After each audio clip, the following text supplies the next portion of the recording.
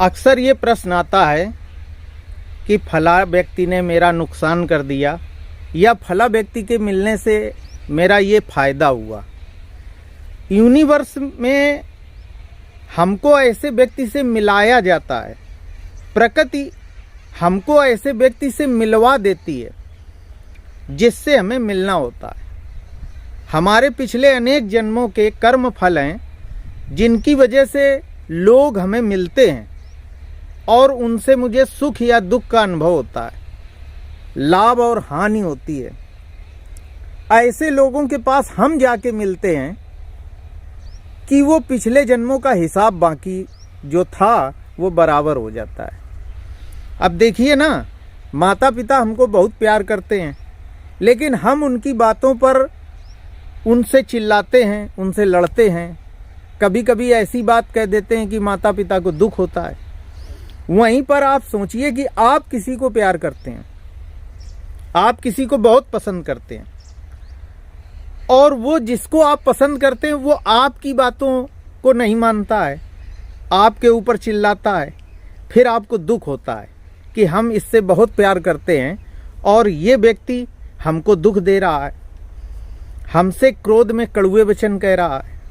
ठीक उसी तरह आप अपने पिता को बहुत कड़वे वचन कह रहे थे, जबकि माता पिता आपको प्यार करते हैं।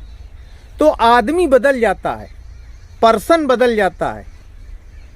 आपके किए हुए कार्यों का परिणाम किसी और व्यक्ति से आपको मिलता है। अगर आप इन बातों को एहसास करें, इस पर चिंतन करें कि यूनिवर्स में जो कुछ भी घटित होता है, हम जिससे मिलते हैं या जो चीज़ें मुझे मिलती हैं, वो सब पिछले कई जन्मों के प्रारब्ध के अनुसार घटित होता है। कोई व्यक्ति आपसे मिलता है, आपको बहुत लाभ पहुंचा देता है, और वहीं कुछ लोग ऐसे जीवन में आते हैं जिनसे आपका बड़ा नुकसान होता है।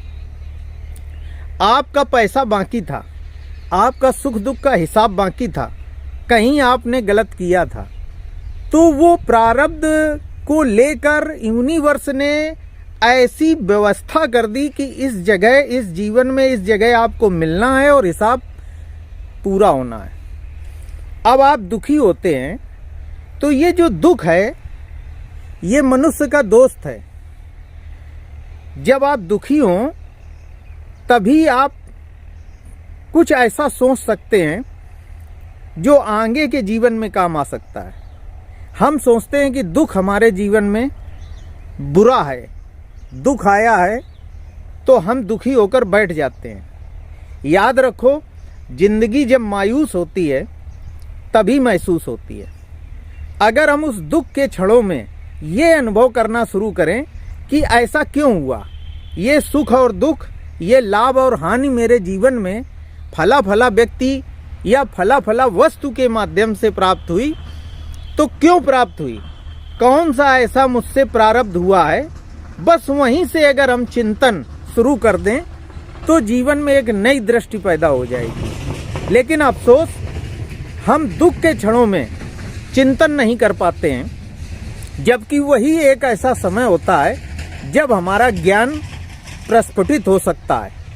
और सुख के क्षणों में तो हम चिंतन कर ही नहीं सकते हैं, क्योंकि सुख इतना हमको आनंद देने लगता है और उस आनंद में डूबकर हम बहुत से चिंतन जो कर सकते थे वो नहीं कर पाते हैं।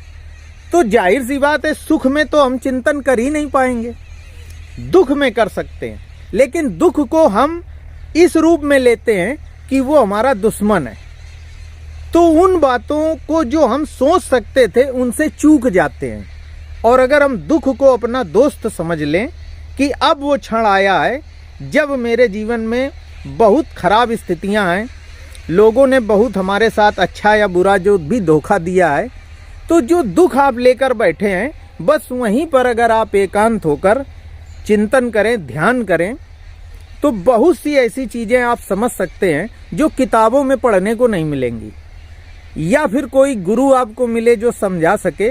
अन्यथा आप स्वयं आत्मचेतना से दुख के क्षणों में प्रकृति के, यूनिवर्स के उन रहस्यों को जान सकते हैं जो शायद किसी किताब के माध्यम से आप नहीं समझ पाएंगे। लेकिन ज़्यादातर व्यक्ति दुख के क्षणों में जो चिंतन करना चाहिए वो कर नहीं पाते हैं और चूक जाते हैं। अमुक व्यक्ति कहता है कि मेरी शादी उनसे हो गई, मैंने लव मैरिज की, मैंने अपनी पसंद से शादी की। यूनिवर्स ने आपको वैसे व्यक्ति से मिलाया।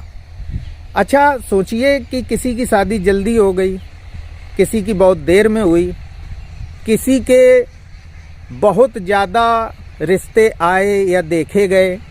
जब तक प्रकृति उस व्यक्ति से नहीं मिलाएगी जिससे उसको मिलाना है, किस समय कब कहाँ कैसे, तब तक आप नहीं मिल पाएंगे। किसी की पत्नी खर्चा बहुत कराती है। लोग अक्सर आते हैं हमारे पास ज्योतिष के काम में कि बच्चे बात नहीं मानते हैं, खर्चा कराते हैं। आपने उनका पैसा लिया है, जब तक वो पैसा खर्च नहीं हो जाएगा इस जन्म में, आप उससे बच नहीं पाएंगे। कभी कभी आपने देखा होगा कि कुछ समय बाद वो बच्चे और पत्नी या जो आपके रिश्ते हैं शुरू में दुख देते हैं, खर्च कराते हैं, बाद में उनको ज्ञान पैदा होता है। दरअसल जो लेन देन था वो समाप्त हो गया। तो जिस उम्र में समाप्त हुआ, 35 वर्ष की उम्र में, 50 वर्ष की उम्र में, तो वही रिश्ते जो खराब थे वो अच्छे होने लगते हैं। वही बच्चे जो खर्च करा रहे थे वो कम खर्च कराने लगते हैं। तो जितना जिसका हिसाब बाकी है वो पूरा करना पड़ेगा। एक प्रश्न अक्सर हमारे पास आता है और इस पर मैंने बहुत गुरुजनों से, ज्योतिषियों से चर्चा भी की। ये प्रश्न है कि कर्म फल इसी जन्म में क्यों नहीं मिलता है, और पिछले अनेक जन्मों में हमने क्या अच्छा बुरा किया वो इस जन्म में हमें मिल रहा है, तो मुझे क्या मालूम मैंने क्या किया था। ईश्वर को उसी जन्म में सारा हिसाब करना चाहिए। इसका उत्तर समझने का प्रयास करें। सपोज करिए आपने कोई गलत काम किया किसी के साथ, या बहुत सारे लोगों ने मिलकर बहुत सारे लोगों का नुकसान किया, या आपने कभी कोई ऐसा गलत काम किया जिससे कई व्यक्तियों को दुख हुआ, कई व्यक्तियों का नुकसान हुआ। उसका कर्म फल